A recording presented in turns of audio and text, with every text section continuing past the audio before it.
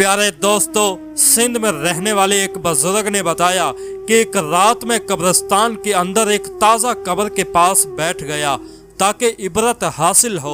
बैठे बैठे नींद आ गई और कब्र का हाल मुझ पर मुनकशिफ हो गया।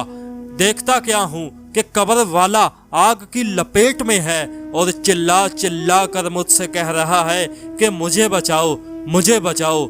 मैंने कहा, मैं कैसे बचाऊं? उसने कहा, थोड़े ही दिन पहले मेरा इंतकाल हुआ है। मेरा जवान बेटा है, इस वक्त टीवी पर फिल्म देख रहा है। जब जब वो ऐसा करता है मुझ पर शदीद अजाब शुरू हो जाता है। खुदा अज़्ज़वजल के वास्ते मेरे जवान बेटे को समझाओ, ऐशो कोशों में ना पड़े, वो ये टीवी ना देखा करे, क्योंकि इसे मैंने खरीदा था और अब इसकी वजह से अजाब में फंस गया हूँ। कब्र वाले ने अपना नाम और पता भी बता दिया। चनाचा मैं सुबह करीबी बस्ती में वाक़या मरहूम के मकाम पर पहुंचा। नौजवान ने रात टीवी पर फिल्म देखने का इकरार किया कि हाँ, मैंने रात को फिल्म देखी थी। मैंने जब उसको अपना ख्वाब सुनाया तो वो सदमे में आ गया और रोने लगा।